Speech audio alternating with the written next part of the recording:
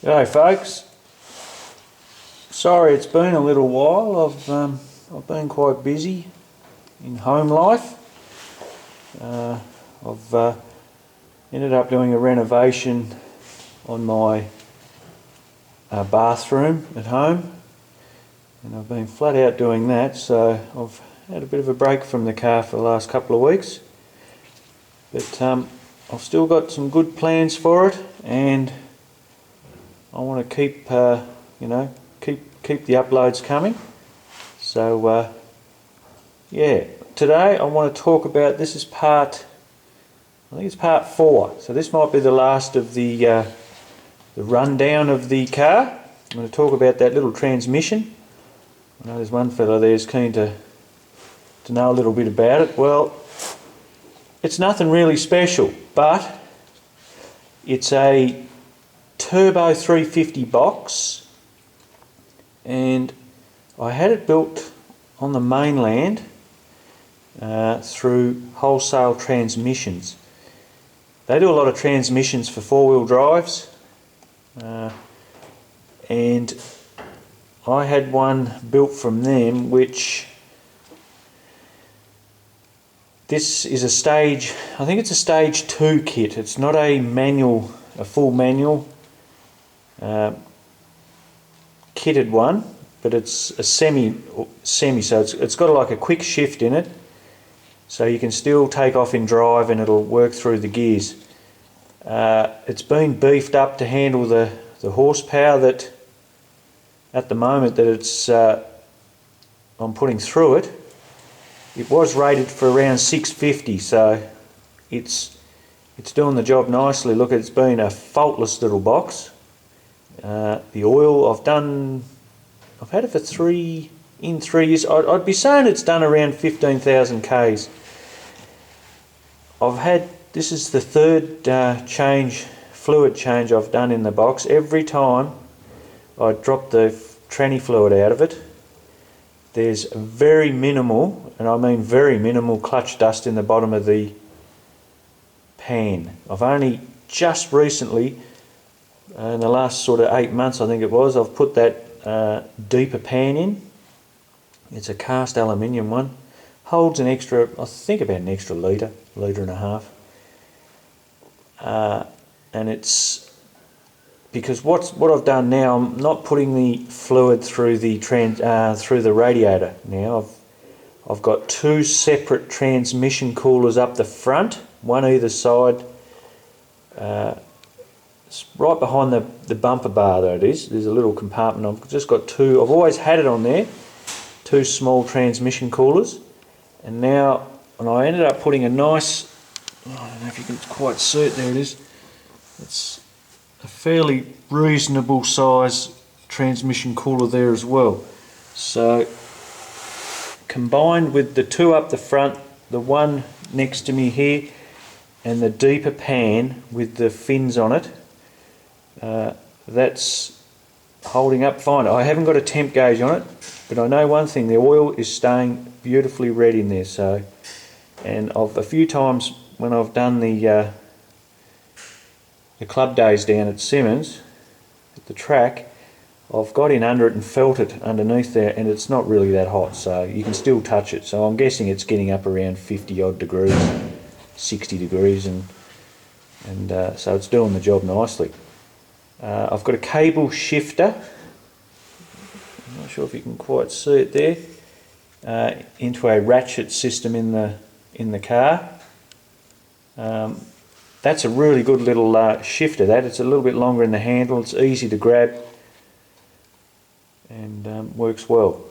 That's about it really. Oh yeah, it's a 2.5 stall converter. Now that's one thing I'm going to have to change when I lift the boost. Really it's only a 350 horsepower rated converter, that one I've got in there, and I say they call it a streaker, which is only a cheap converter, but so far it's holding up, but I'm not leaning on it too hard. But I know once I go up 5-6 pound with it, I think it's all going to start to change. So really, that's one thing I'm going to have to address, is a converter in it. But as far as the box goes, well, they are a brilliant box, and that crowd, like I said, it's not a plug for, well, it is a bit of a plug for them actually, because it's a beautiful box. It's never let me down one bit, so it's never missed a gear. It's just been brilliant. So I think a well prepped gearbox can really enhance the car, because at the end of the day, that's where all the power has to go through and be managed.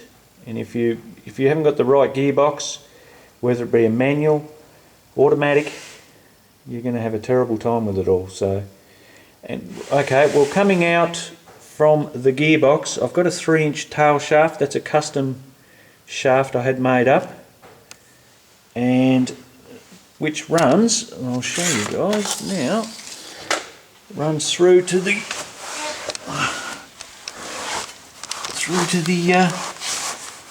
diff, which is a 9-inch 31 spline axles, and it's a 3/7 diff ratio, and it's got a full spool in it. There's no, which means it's basically a solid centre, not an LSD or an open single wheeler, solid. So I don't think I'd be running an LSD in this thing. It'd be just a bit too hard on it. You need constant drive to both wheels. Now I'll tell you one thing with a full spool or a lock centre, if you have one of your brakes that aren't performing, which I did there for a little while. I had one of the brakes, actually the slave cylinder in the drums was seized, and I didn't know. And it doesn't throw the car off. So basically, if you've got one not working, the other, because it's a full lock diff, you're never going to know. So it's not going to start locking the back up. That's another bonus, you know, with the full spool or a locked, full-on locked diff. So I don't think you'd want to be running around down there, to be honest, with a single wheeler. You're just asking for trouble. And even an LSD, I don't think it'd hold up, to be honest. I think you'd end up just chopping the thing out in no time. It is a bit of a nuisance, a full spool on the street, you know, just turning around. If you're going around, say, roundabouts, or it tends to skip a little bit on the inside wheel, because the outside one's rotating at a slower rate, which makes the inside one want to skip. But down the track you don't notice it, and it's brilliant. I mean, if you're going to spin the wheels, you've got two wheels at all time, and it's a great thing. Very safe. In the wet, well, you've got to be careful. I don't think I'd go racing down there in the wet, but in the dry, it's a brilliant thing. That's the diff. Now, I've got a sway bar, which is just a light one, hooked up on the back. Like, this suspension is nothing over the top. It's very simple, but there's one key factor, and I've been wanting to talk about it for a little while, and I'm not sure, well, I'll see if I can do it from here. It's called a Panhard Rod. Now, before I talk about that, putting in a 9-inch diff completely changes the geometry of the back end. And I'm not sure if you can see it, but I'm not the only one. Everyone that puts in these 9-inch diffs experiences it ruins the handling of it in the back.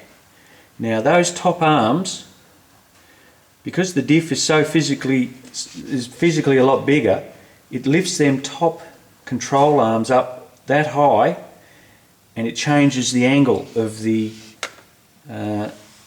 top arm. And what that does, because those top arms are basically your side lateral to stop the body from, or the diff from, moving sideways.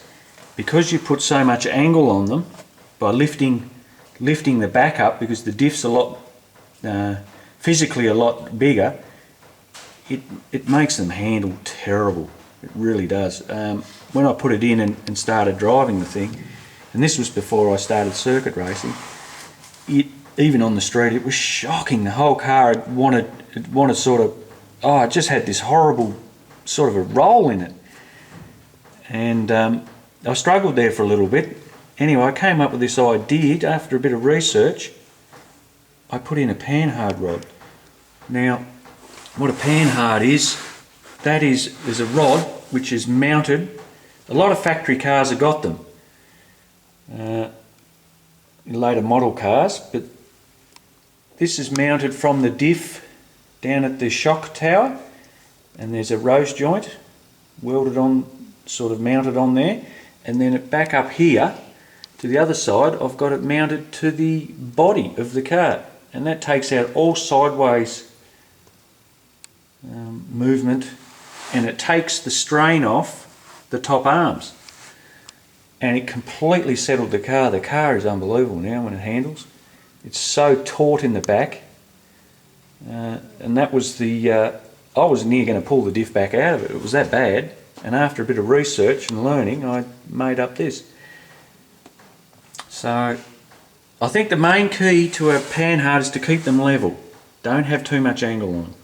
From where you mount it onto the diff across to the body. I ended up having to make a bracket and drop it down, but that was the saving grace of the back end of this car. So that is a great addition for any of the HQ fellas out there that are having trouble handling. Like if you were drag racing, you don't need it, but if you're doing any sort of track work and you want the things to go round corners, this is a great addition. So that works really well. But that's basically it. I've only got Peters shocks in the back with lowered springs. They probably want replacing. I mean, they're fairly old now, but as far as dampening goes, you don't want it too stiff in the back. You want a little bit of movement in the back, and a good sway bar to keep things nice and level. And that's it. It's pretty straightforward, nothing too technical, but it works really well. And that's it. Yeah. So that's the gearbox and diff. The front suspension, like I said, it's only Peters in the front and lowered springs, and a nice thick 28mm sway bar in the front. I'll show you that which came with the power steering rack. It's a nice heavy duty sway bar, and the brakes are a 330mm. These are hopper stoppers. A 330mm rotor with they're a Ford caliper. They're just a 2-spot. They're out of an AU. That's a brilliant bit of gear, that. I don't get any brake fade down at Simmons doing 5 or 6 laps, you know, pushing them fairly hard. They get hot, but as far as brake fade goes, no. They're brilliant. I'm going to upgrade and put a set of discs on the back, but for now I'm just sticking with the drums. I have to keep adjusting them every couple of meets. They're only just a fresh set of pads too, and I put new slave cylinders in. But keeping them nice and clean, fully adjusted, they're doing the job. But it would be nice to go down to the discs. But that'll happen in time. Alright, before I go, my next little video, and I'm very excited about it, and I did talk about it, is the oil pump. Now, this is a brand new pump. It's an alloy body. I'm going to do a little video on it. It's just a quick let you know what I'm up to next on how to mod them, how to race prep these oil pumps. I've done a lot of learning about it and research. I have started on it, but I will talk and run you through it on how. This is a standard volume, by the way, not a high volume oil pump, but you can get these standard volumes to perform as well as as good as a high volume, but without the added stress of a high volume. A high volume will stress the shaft and off the cam gear and the teeth off the actual drive pump, off the shaft, off the pump shaft, and run a risk of actually, there's a pin that goes through that gear and shearing that.